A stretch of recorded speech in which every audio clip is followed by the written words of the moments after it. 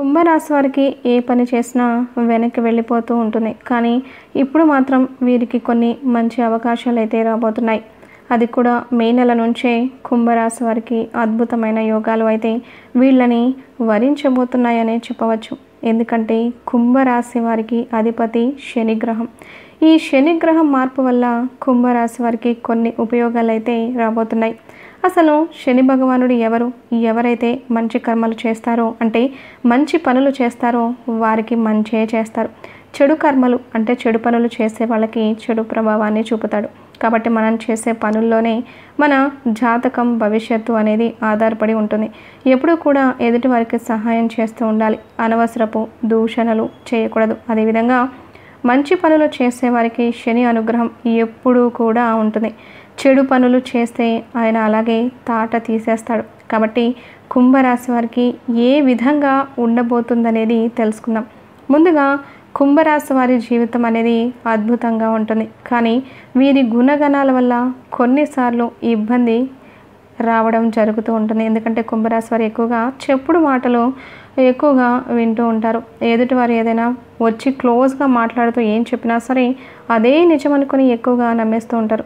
బాగా నమ్మిన వ్యక్తి గురించి ఎవరైనా చెడుగా చెప్పినా కూడా తొందరగా నమ్మేసే తత్వం కలవారు ఈ కుంభరాశి వారు. అందుకనే చెప్పుడు మాటలు ఎక్కువగా అస్సలు వినకూడదండి.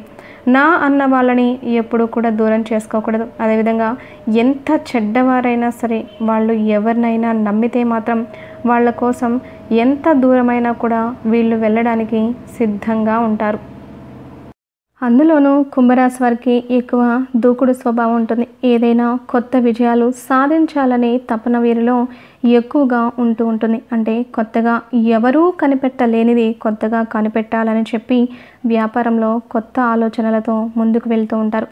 ఒక్కోసారి ఆలోచనలు వీళ్ళకి బాగా కలిసి వస్తాయి, ఒక్కొక్కసారి అవి కలిసి రాకపోవచ్చు. కాబట్టి దూకుడు అనేది కాస్త తగ్గించుకోవాలి. అదేవిధంగా కుంభరాశి వారికి ఉద్యోగరీత్యా రానున్న రోజుల్లో చాలా బాగుంటుందండి. ఎందుకంటే ఇప్పటి వరకు వీరి ప్రమోషన్ గురించి, బదిలీ గురించి ఎదురు చూస్తూ ఉండేవాళ్ళు మీ ఆఫీస్లో అధికారుల మార్పుల వలన మీ జీవితంలో ప్రమోషన్ అనేది కాళ్ళ దగ్గరికి వస్తుంది. ఇప్పటి వరకు ఎవరైతే మిమ్మల్ని హేళన చేశారో మీకు ప్రమోషన్ రాదు. ఇక నువ్వు ఈ జాబ్లోనే ఉండిపోవాలని చెప్పేసి ఎవరైతే అనుకుంటూ ఉంటారో వాళ్ళ నోళ్ళు అయితే ఇప్పుడు ఈ టైంలో మూతపడబోతున్నాయి. మీకు వచ్చిన ప్రమోషన్స్ చూసి వాళ్ళే ఆశ్చర్యపోతారు. మీ దగ్గరికి వచ్చి మీ గురించి తెలియక మాట్లాడడానికి వస్తారు. అలాంటి అద్భుతాలు కూడా మీ యొక్క జీవితంలో రానున్నాయి. కానీ ఉద్యోగంలో మార్పు వచ్చినప్పుడు మీకు మీరే సొంతంగా అభిప్రాయం తీసుకోవాలి. ఎదుటివారి సలహా తీసుకుంటే ఆ ప్రమోషన్ కాస్త వెనక్కిపోతుంది.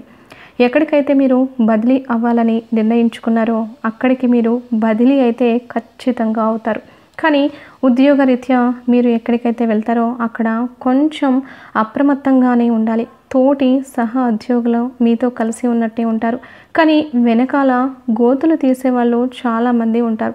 బాగా మాట్లాడే వాళ్ళందరూ మన క్షేమాన్ని కోరుకునే వాళ్ళని మీరు అస్సలు అనుకోవద్దండి.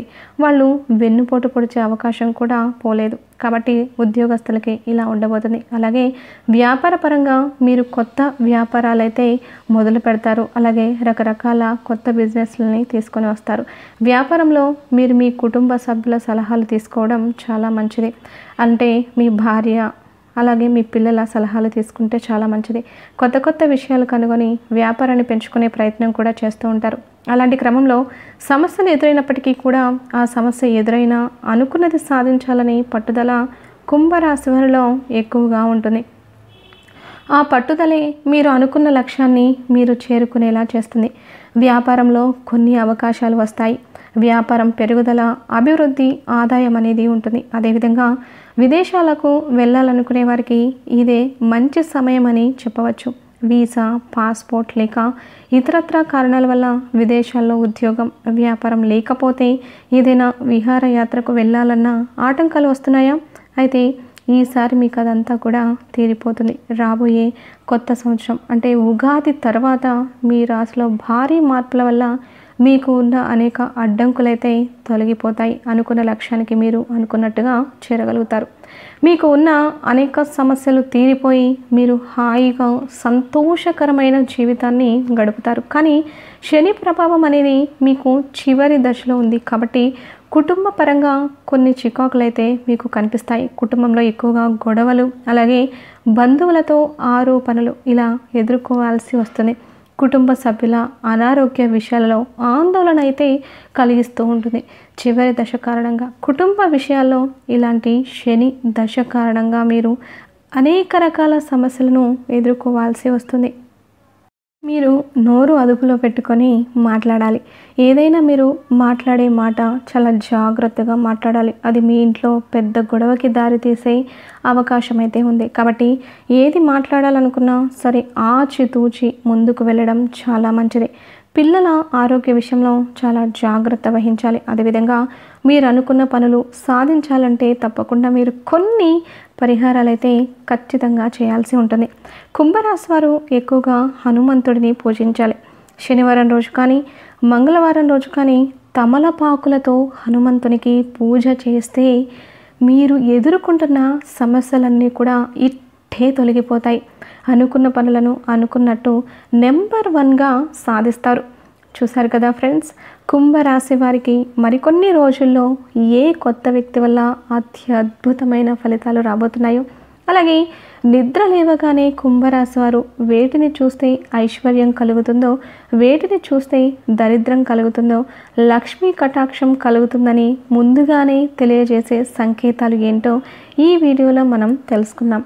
ఎవరైనా సరే ప్రతిరోజు రాత్రి నిద్రించే ముందు తడి కాళ్ళతో అస్సలు నిద్రపోకూడదు. కాళ్ళు తడిగా ఉండి నిద్రపోతే దరిద్ర దేవత ఇంట్లో తాండవిస్తుంది.